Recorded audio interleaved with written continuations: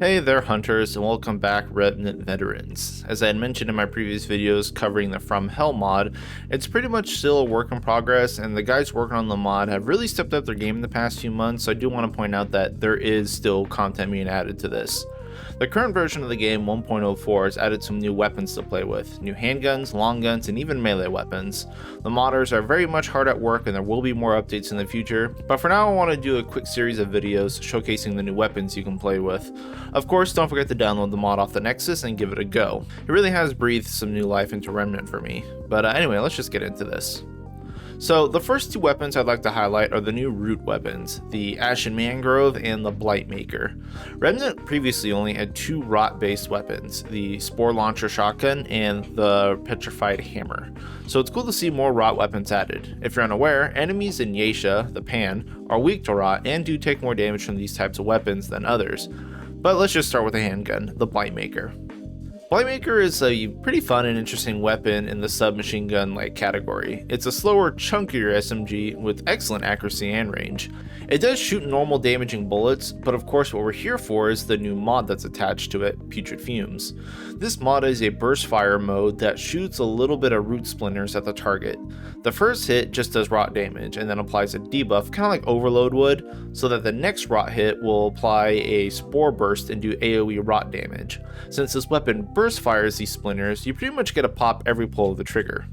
While this mod is not the strongest thing around by a long shot, it is extremely effective at AoE since the explosion radius is 10 meters, which is a lot bigger than you might imagine, and what it looks like visually. Don't worry though, the AoE does not have friendly fire active, so you can't kill yourself with this, unlike Icy Mist and Spore Shot. What makes this mod, and therefore the gun, so special is that this handgun has the most AoE potential out of any other handgun or mod you can put on a handgun. It's extremely effective at this and does leave your long gun slot open to be more of a, elite and boss killer weapon. The downside to this mod though is that it's stuck in that weird limbo state of forced weapon mods. Now what I mean by this is that you can scale the mod power or mod refund in a mod setup, but then the gun itself is going to be doing very poor damage since you're not scaling the actual weapon fire at all. Likewise, you can use it in a range damage setup, but then you're going to be stuck with this mod that you're never going to use because it's going to do so little damage and it's not replaceable. A lot of weapons kind of fall into this category unfortunately. Worst Defender is definitely the Devastator, of course. With the basic idea out of the way, let's discuss some potential build ideas for the Blightmaker. So for this weapon, I was actually going a hybrid setup with Void Armor, trying to do a best of both worlds with a little bit of range and mod power. I was trying to make this weapon my primary source of damage at first, but that's really not what it's used for. It's for ad clear and crowd control. So I ended up pairing this with another new weapon, which I'll cover later in a future video, the Waster's Boom Cannon. This is my single target weapon, and yeah, this weapon needs a video of its own, so we're not going to focus on it today. Basically though, I needed a long gun that had an open mod slot so I could apply corrosion, or in some of these clips, Hunter's Mark so I could actually see where enemies were. To make the most out of Blightmaker's explosion property though, we do want to use Vulcan's detonator or Cryogen Blast. Vulcan is straight up more damage and the fire dot is pretty nice, but Cryogen gets to apply frozen status, which is another damage multiplier, and it slows down enemies, which is great because then you can use the Blightmaker to pop a group of enemies and just slow everyone down at the same time. Of course, other necklaces like the Velocity Core will help both the standard shoot and the alternate mod shot, but ultimately I feel like the explosion is a better way to go. And then comparing this to something else like just running an SMG with Icy Mist, at least this way you don't have to worry about friendly fire, you don't have to aim a bubble, and in general Blightmaker has a bigger AoE anyway, so it just feels like a better setup for doing this kind of thing. But because we're using the Cryogen Blast, this is also why I took the Waster's Boom Cannon, because it explodes, so it does get the benefit of these necklaces as well. For the rings though, I actually went with Burden of the Gambler since the rocket from Boom Cannon can't hit weak spots anyways, and the Blightmaker explosions don't hit weak spot anyways, so it's just free crit damage at that point. I paired this actually with Ring of the Punisher, which I don't use enough of. This increases your damage done to targets by 5% per status currently active on them. The reasoning behind this is because Blightmaker applies a status with the rot infection and then pops it, so you kind of get two little flashes of status. But due to the fire rate, I believe that this buff is still active when the splinter explodes and the following subsequent shot. So it may count, but I'm going to count it as like one consistent status. Now, Cryogen Blast also applies hypothermia and then frostbite and then frozen, and that's like 2 different statuses that are active at the same time, so I'm just going to count that as 2. So we're going to say we just have a total of 3 up. And then we can use the claws to inflict bleed, which we only have to do every 20 seconds on a boss, so that's not too bad. So that's 4. And then with the boom cannon, we can have corrosion aura for the 5th, or something else like fire or something, but you can have an extra mod slot there for that. And that's basically 25% damage off that ring alone, which is great, assuming you can sustain the statuses, of course, which honestly isn't too bad. So yeah, it's solid. And this is buffing our weapon damage as well as our mod damage, which is kind of what we're doing with Void Armor anyway. So yes, you could run just like Empowering Loop to have like reduced fire rate, but have that 25% damage, but then that's only affecting your weapon's fire and not your mods and stuff.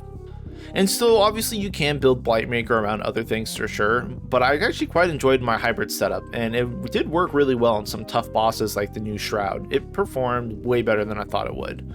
So that's kind of my setup with the Blightmaker. It's really fun, and I like doing hybrid setups because honestly we don't get to do it very often.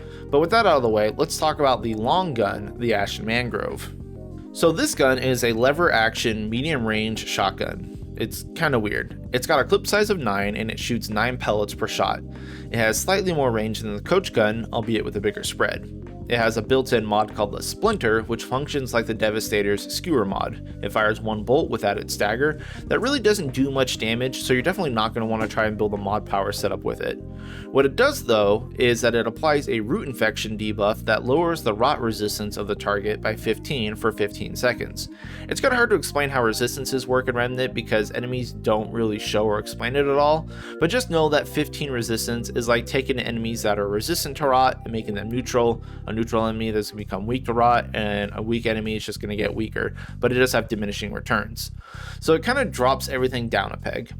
The damage is also nice too because it's effectively a multiplicative modifier compared to something like Song of Swords, which is just additive. You can see the little damage tests I've done here. Do you see it's actually pretty good? Of course, there are downsides though, and to this mod, the downside is that it only affects rot resistance. So literally the only things that this mod is going to help damage with is the Mangrove itself, which does rot damage, and the Blightmaker mod, if you want to go that route and run both of these together. And of course with melee you can run the Petrified Maul, but that's it. There's really not very many root weapons, and there's no rings or amulets that affect rot anything. So it's in a weird state to build around right now.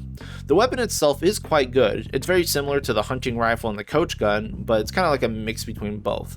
So I was trying to figure out what I would want to do with this weapon, and I kind of fell back into the old reliable, which is Shotgun Swapper. The original Shotgun Swapper setup was of course shotgun and revolver, since they had similar clip sizes and could be juggled effectively with the Provisioner's ring.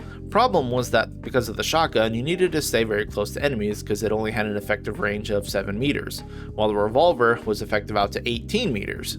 But now, the Ashen Mangrove is effective to 12 meters, and with the Hunter set, we do have some reduced recoil, so we can actually play this at more of a medium range rather than close range. We can also further extend this with the Iskall Hunter's Band to have the range be effective out to 18 meters and the handgun out to 24, and with the extra reduced spread, it really makes the Mangrove like a laser for up to 18 meters. It's quite strong at picking off enemies from afar. Of course, this is not optimal for bossing because you don't really need that range or spread reduction. So Empowering Loop is a fine alternative here. You do lose some of the damage of the original Shotgun Swapper setup though, as the base shotgun is just that chunky, but the extra range on doing Mangrove Revolver is actually quite nice. I don't put too much weight on the Splinter mod to be honest, since we kind of lose access to something like Ice Spear, which is an instant frozen and 20% more damage for everything anyway, but it is a fine alternative without needing to sacrifice much. It is just a shame that the Splinter isn't helping our Revolver damage at all like the frozen status would. Of course, I did try pairing this with the Blightmaker and the Ashen Mangrove, together, and of course it does work pretty well in Yesha, but it does feel like it's missing something, or that I'm just not really building around these two new things. I'm just using the old builds with new weapons. I'm not really sure what else to do with the Mangrove to be honest. The mod is unfortunately only going to help itself, so you kind of need to run a range damage setup, and there really just doesn't seem to be too many great options right now that synergize with the rot damage it does. Maybe in the future, but right now it's kind of in a weird state. I do like the gun though a lot. It feels really nice to use, and it's really great at picking enemies down from really far range without having to be stuck in that sniper setup, shoot once reload kind of thing.